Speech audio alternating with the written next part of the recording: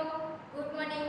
ધોરણ 6 વિષય ગણિત સ્વાધ્યાય 3.4 એનો દાખલા નંબર 3 કે પ્રથમ 3 સામાન્ય અવયવી લખો. એમાં એક સંખ્યા છે, પહેલી એક સંખ્યા આપી છે 6 અને 8. તો આપણે પહેલા શું કરીશું, 6 અને 8 ના અવયવી લખી દઈએ, પછી એમાંથી આપણે સામાન્ય અવયવી કાઢી દઈશું. તો પહેલા 6 ના અવયવી લખીએ.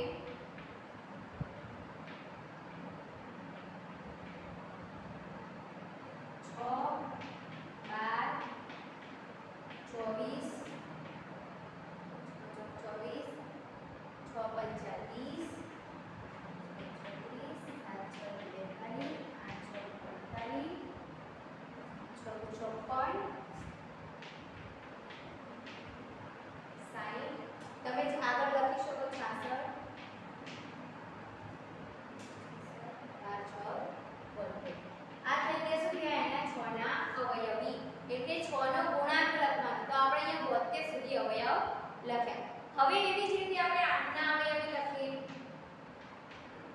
તો 8 નો ઘડિયો લખવાનો, એટલે કે 8 નો ગુણાંક લખવાનો. તો લખીએ 8 × 16, 8 × 24, 8 × 32,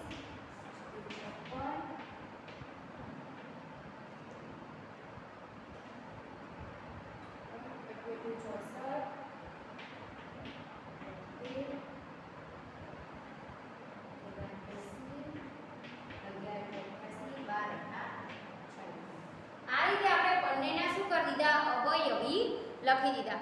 6 નો ગુણાંક લખ્યો અને અહીંયા શું લખ્યો, 8 નો ગુણાંક. હવે જે બંનેમાં સામાન્ય હોય એ આપણે કાઢી લઈએ. તો બંનેમાં સામાન્ય હોય એ શું થશે, સામાન્ય અવયવી. હવે જુઓ કે આપણે બંનેમાં કઈ સંખ્યા છે જે સામાન્ય આવે છે. તો અહીંયા લખો જોઈએ કઈ સંખ્યા પહેલી છે, 24.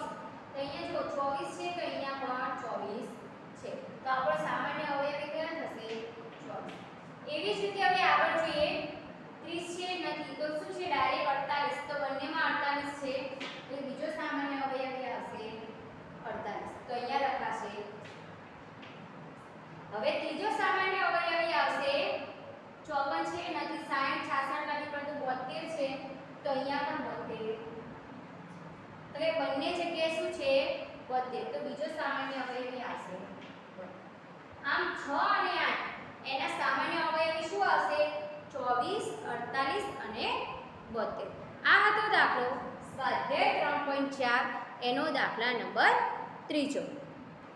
હવે જોઈએ એનો પી કે 12 અને 18 ના અવયવી. તો લખીએ 12 ના અવયવી પહેલા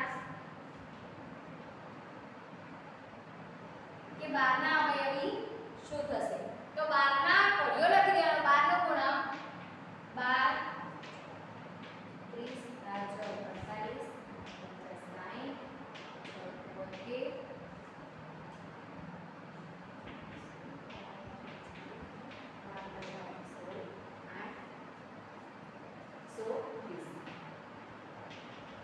આ રીતે આપણે શું લખી દીધા 12 ના અવયવી. હવે 18 ના લખીએ.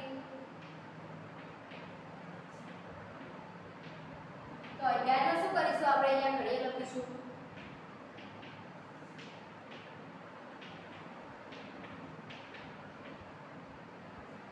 બોતેર, 90, 108 અને 124. આ શું થઈ ગયા આપણે અહીંયા 18 ના અવયવી. અહીંયા આપણે 12 ના અને 18 બંનેના શું કરી દીધા, અવયવી લખ્યા. હવે બંનેમાંથી આપણે સામાન્ય કાઢીએ.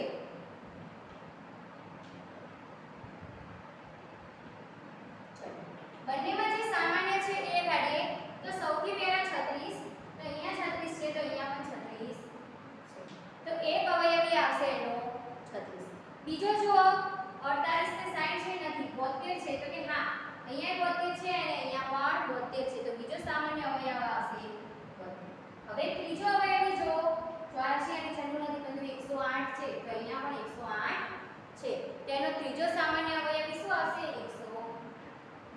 આમ અહીંયા 12 અને 18 એના સામાન્ય અવયવી શું આવે, 36, 72 અને 108. આ છે દાખલો સ્વાધ્યાય 3.4 એનો દાખલા નંબર 3 કે સામાન્ય પ્રથમ 3 સામાન્ય અવયવી શોધો. Thank you.